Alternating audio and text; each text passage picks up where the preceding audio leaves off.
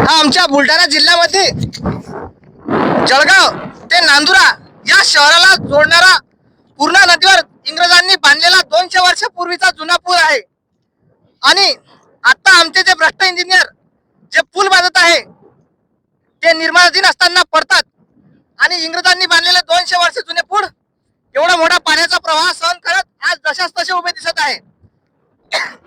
माझी या देशातील सध्याचे जे भ्रष्ट इंजिनियर आहे जे पूल बांधत आहे त्या भ्रष्ट इंजिनियरला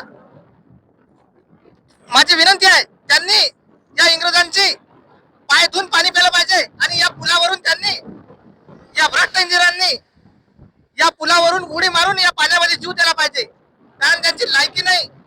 इंग्रजांची 200 वर्षापूर्वी कोणतीही टेक्नॉलॉजी नसताना त्यांनी असे पूल बांधलेले आहे आणि तुम्ही आजच्या टेक्नॉलॉजी युगामध्ये सुद्धा जे पूल बांधता ते आज निर्माणाधीन असताना पडतात। आताच मुंबईमध्ये आमच्या भ्रष्ट इंजिनियरांनी बांधलेला पूल पडला आणि त्यामध्ये अनेक लोकांचे प्राण गेले। तो उड्डाण पूल होता, त्या पुलाला पाण्याचा प्रवाह सुद्धा सहन करावा लागत नाही, पण हा इंग्रजांनी बांधलेला पूल 200 वर्षापूर्वीचा असताना दरवर्षी हा पाण्याखाली जातो आणि पुन्हा नागरिकांच्या सेवेत सक्रिय होतो।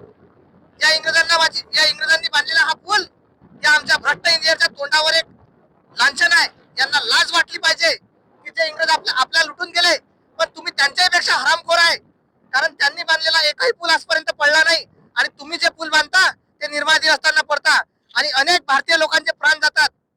तुम्ही त्या इंग्रजांपेक्षाही कितीतरी निर्लज्ज आणि देशद्रोही आहे। ते तर परकीय लुटेरे होते, पण तुम्हाला या देशातून मारत न्यायला पाहिजे भ्रष्टाचारांनो।